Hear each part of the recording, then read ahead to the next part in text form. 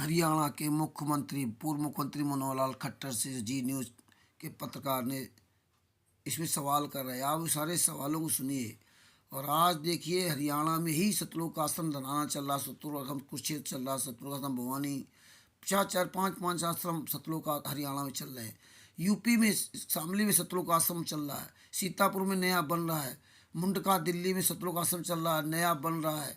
आप देखिए राजस्थान के सोजत में सतलुज का आश्रम चल रहा है, पंजाब में धुरी और खुमानू में सतलुज का आश्रम बन गया, और इंदौर में सतलुज का आश्रम बन गया किठौरा में, और बैतूल में उड़दन में सतलुज का आश्रम चल रहा है। पूरे भारत में इनके फर्जी नामदार सेंटर जगह जगह खुल गए। और हरियाणा सरकार देखिए अभी फिर 6, 7, 8 जनवरी को वहाँ तांडव होने जा रहा हरियाणा में सतलुज का आश्रम हरियाणा में। अभी सुनिए, अब समझिए। नमस्कार, जी न्यूज पर हरियाणा के मुख्यमंत्री मनोहर लाल खट्टर हमारे साथ आज मौजूद हैं। स्वागत है मनोहर लाल जी आपका। धन्यवाद। सबसे पहली मुलाकात है आपसे, तो बधाई आपको, हरियाणा के मुख्यमंत्री का कार्यभार आपने संभाला है। और एक चीज ये कि क्या आपको कहीं लग रहा है कि जिस नोट के साथ 1 महीने बाद एक सीएम को नए जो पहली बार बना हो इंटरव्यू देने आना चाहिए, वो कहीं ना कहीं थोड़ा सा उस पर छाया पड़ गई? रामपाल के आश्रम में जो कुछ हुआ, सतलुज आश्रम में जो हुआ, तो जितनी वाहवाही आपको मिलनी चाहिए थी उतनी मिली नहीं। नहीं, मैं ऐसा नहीं मानता कि भी कोई रामपाल ऑपरेशन की कोई छाया पड़ गई और मुझे वाहवाही मिलनी नहीं मिली। असल में वाहवा के लिए मैं काम भी नहीं करता। एक दायित्व मिला है, उस दायित्व का 2.5 करोड़ हरियाणा की जनता को मैं लाभ पहुंचा सकूं, उनके हित में कुछ काम कर सकूं, ये मेरा दायित्व है। इसके कारण से मुझे कोई वाहवाही मिलनी चाहिए नहीं मिलनी चाहिए, मैंने कभी चिंता नहीं की। लेकिन पहली चुनौती ऐसी आ खड़ी हुई जिसमें लोगों ने सीधे सीधे कहा कि सरकार ढीली थी, कोर्ट ने फटकार लगाई, तब सरकार ने काम किया। कोर्ट के फटकार लगाने का विषय भी नहीं था, चूंकि ठीक है 26 अक्टूबर को शपथ हुई, और 26 अक्टूबर को शपथ होने के बाद इन सब विषयों की मुझे को बहुत जानकारी भी नहीं थी कि अभी कौन से विषय कोर्ट में चल रहे हैं, कौन से आएंगे कौन से नहीं आएंगे। सहज तरीके से वो 4-5-6 दिन में एक विषय आ गया, और विषय इतना गंभीर था, इसकी जानकारी मुझे भी नहीं थी। एक प्रकार से कोर्ट की अवहेलना की है, तो निश्चित रूप से उनको आना ही चाहिए। तो हमने सारी रणनीति बनाई कि कोर्ट में लाने का हम अपनी ओर से पूरा प्रयत्न करेंगे। और अंतोगत जो हमारा उद्देश्य था कि बिना किसी निर्दोष व्यक्ति को कोई हानि पहुंचे, उसके बिना ही हम उसको कोर्ट में लाएंगे, हम लेके आए। पर एक आदमी जो एक आश्रम चला रहा है एक राज्य में छोटा सा, वो पूरी सरकार को बंधक बनाकर रखता है, करीब 2 हफ्ते तक बंधक बनाकर रखता है, और 26-27 करोड़ रुपए लग जाते हैं उसको वहां से उठाकर अदालत में पेश करने में। आपके विपक्ष के लोग, विरोध के लोग, वो सब ये कह रहे हैं कि सरकार फेल हो गई।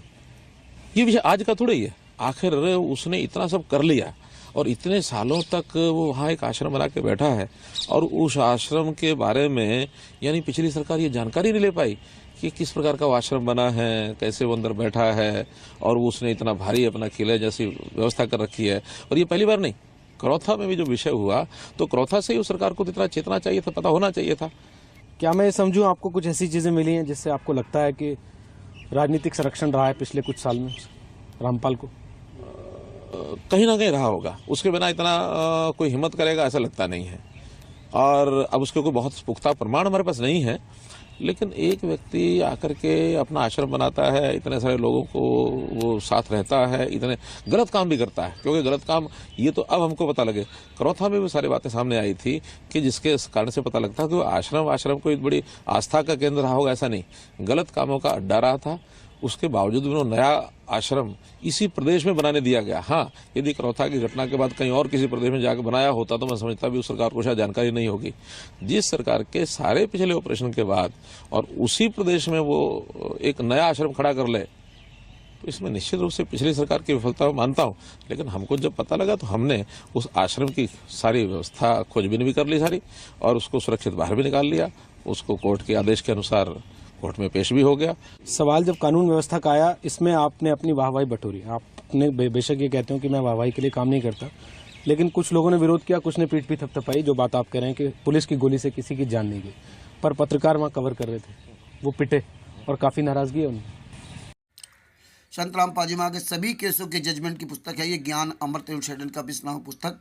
मंगवा करके पढ़िए, इसमें सारे केसों का जजमेंट दिया हुआ। 28 गुंडे, जिसमें संतराम पाजी महाराज का बड़ा बेटा, छोटा बेटा आज शामिल है, जिन्होंने 28 गुंडों ने 5 महिला बच्चे की हत्या की थी। इन्होंने कोरता कांड कराया, इन्होंने बरवाला कांड कराया। आज यही गुंडे सब जगह आश्रम चला रहे हैं और ये भारतीय जनता पार्टी पूरी तरह से इसको सहयोग कर रही है। देखिए, समझिए और वीडियो सब तक